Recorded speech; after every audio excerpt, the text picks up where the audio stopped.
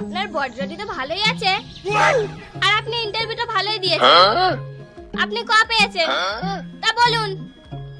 আপনি আইপিএস নাকি আইএএস হতে চান? ম্যাডাম আমি সিভিক ভলেন্টিয়ার হতে চাই। কেন? ম্যাডাম সিভিক ভলেন্টিয়ারদের না বিরাট ভাব, নিজের থেকেও বেশি ভাব মেরে বেড়ায়।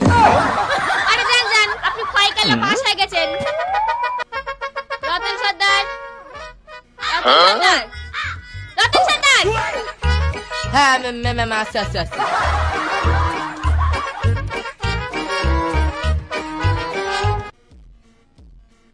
নাম কি আপনার?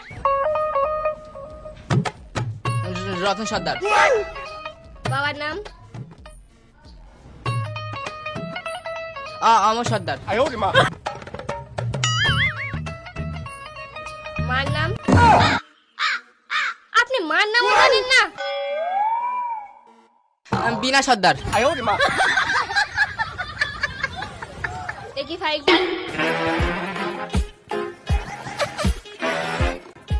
আপনার হাতে ট্যাটু নেই তো? না না কোনো ট্যাটু নেই। ম্যাডাম এই মিথ্যে কথা বলতে, এর হাতে ট্যাটু রে। হ্যাঁ তুই বেশি জানি গেছিস, আমার হাতে ট্যাটু কোথায়? আপনি চুপ করুন। তা বলুন, আপনি পুলিশ কেন হতে চান? না না ম্যাডাম, মানে পুলিশ হতে হবে এরকম কোনো মানে নেই, মানে যে কোনো মানে একটা চাকরি দিলেই হবে, চাকরি দিলেই হয়ে যাবে। সবই ঠিক আছে, ইন্টারভিউটা ভালো করে দিলেই আপনি একটা চাকরি পেয়ে যাবে। শালা চাকরিটা পাওয়ার জন্য বেলেট দিয়ে হাতে চামড়াটা তুল দেবো। তা বলুন, আপনার ফেভারিট সাবজেক্ট কি? বাংলা, মানে ইংলিশ আমি ভালো পারি, মানে বাংলা একটু বেশি ভালো পারি। তাহলে বাংলায় একটা প্রশ্ন করা যাক। গীতাঞ্জলি কে লিখেছে? ও গীতাঞ্জলি রো। হ্যাঁ স্যার। কোথায় আছেন? এক্ষুনি আসুন। ঠিক আছে, গাড়ির ধারে বের করুন। মারা গেছে একজন। মরে গেছে?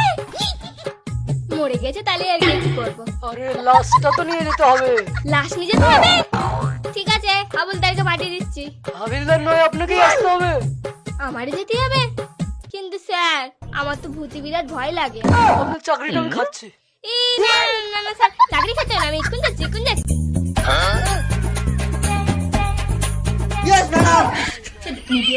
এই তোমার না বলেছি আমার সেলফ করার দরকার নেই, আমার একটু চোখ মারো তাহলেই আমি বুঝি। না অবশ্যই মধ্যে কোনো স্বামী স্ত্রী নেই। আপনি যেমন বাড়ি আমার ম্যাডাম, ওখানে যেমন আপনার আমি স্যালুট করি, এখানে আমি বেশি করে স্যালুট করবো। জয় হিন্দ।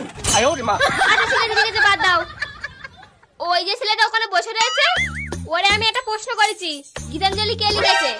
ও এখনো কিছু বলেনি, ও যদি কিছু বলে তাহলে আমার জানিও।